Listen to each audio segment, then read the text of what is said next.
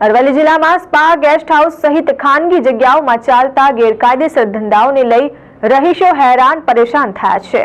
અરવલ્લી જિલ્લામાં spa, guest house સહિત ખાનગી જગ્યાઓમાં ચાલતા ગેરકાયદેસર ધંધાઓને લઈ રહીશો ત્રાહિમામ પોકારી ઉઠ્યા છે।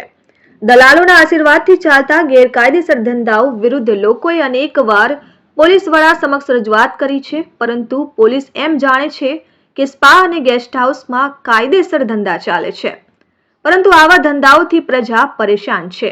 લોકો સંચાલકો સામે જ્યારે ફરિયાદ કરવા જાય છે ત્યારે ધાક ધમકીઓ આપવામાં આવતી હોવાના પણ આક્ષેપો ઉઠવા પામ્યા છે। મોડાસા નગરના હજીરા વિસ્તારના એક ખાનગી ગેસ્ટ હાઉસમાં ગેરકાયદેસર ધંધા ચાલે છે, જેવા રહીશોએ આક્ષેપ કર્યા હતા। ગેસ્ટ હાઉસ સામે આવેલ વિશ્વકર્મા મંદિર પરિસરના ગેટ પર લગાવવામાં આવેલ સીસીટીવી કેમેરાને ગેસ્ટ હાઉસના સંચાલક દ્વારા રહીશોને ધમકી મળતા 50 જેટલા રહીશો પોલીસ મથકે આવી પહોંચી ગેસ્ટ હાઉસ બંધ કરાવવાના નારા લગાવી રોષ ઠાલવ્યો હતો। અસામાજિક તત્વોની ધમકીથી ડર પેદા થતા રહીશોને પોલીસ શરણે આવવાની ફરજ પડી હતી। મોડાસા ટાઉન પોલીસ અધિકારીને રજૂઆત કરાતા અધિકારીએ કાર્યવાહી કરવાની ખાતરી આપી હોવાનું ફરિયાદીઓએ જણાવ્યું હતું। અમારા ત્યાં વિશ્વકર્મા સોસાયટીમાં એક ગેસ્ટ હાઉસ ચાલે છે, એશિયન ગેસ્ટ હાઉસ। તો એના માલિકો દ્વારા અમને રહીશોને ત્યાં ધાકધમકી આપવામાં આવે છે અને ત્યાં ગેરકાયદેસર બધા કપલ જતા હોય છે અને એની રજૂઆત અમે કરી તો એમને એસપી મેડમને અમે રજૂઆત કરી। એના પછી આ લોકો ધાકધમકી આપે છે કે ભાઈ તમે આ બધું કંઈક કરશો તો અમે તમને મારશું એમ।